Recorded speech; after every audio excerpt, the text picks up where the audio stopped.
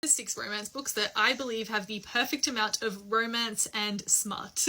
I don't know what it is about my 26th year on this earth, but lately I am just not reaching for a super smutty book anymore. Both plot and smut need to work together perfectly for me to love a romance book these days, and these are some of my favourites. What Another Love Song by Julie Soto. Julie Soto knows how to balance plot and smut in her books. I think you get to know both characters really well before the smut eventually hits. This is a book about 2 rival musicians who are competing for first chair in an orchestra. The moment he sees her play, he is like mystified at her talent. And the tension between them is just exquisite. The backstory you get, especially for his character, is really, really well thought out and well introduced. I truly just believed their chemistry. I loved this story. And Julie Soto writes good smut. Indigo Ridge by Devney Perry. Now this follows Winslow, who is the new chief of police in this small town. She has a one-night stand with this man Griffin, who she never thinks she'll see again. But of course Griffin is from the Eden family, who are very prominent in this town. He's also ridiculously handsome. She is in this town to investigate a murder case. So this book is very engaging because you do get that plot line and you also get their budding romance plot line. I could not put this down the first time I read it. I think it's just really, really engaging.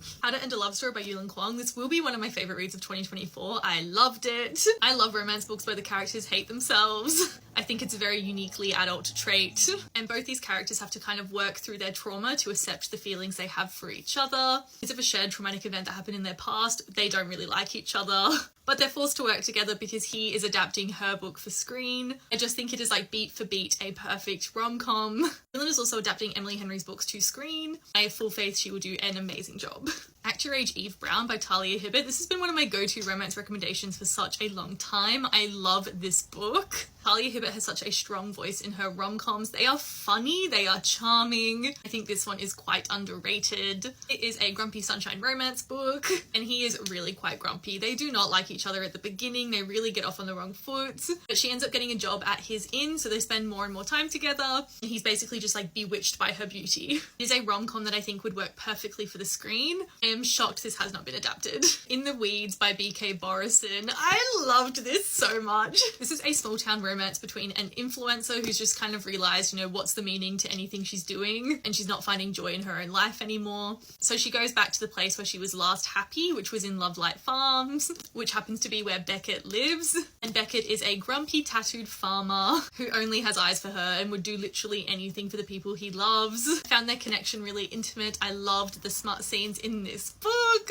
It is arguably my favourite book in the Lovelight Farm series. Don't need to read the others to read this one. You could just read this one straight away. I also really love Business Casual. I think that was also really good and a great balance between romance and smut. So you could kind of pick either book to read. Being a lost 20-something is a true condition.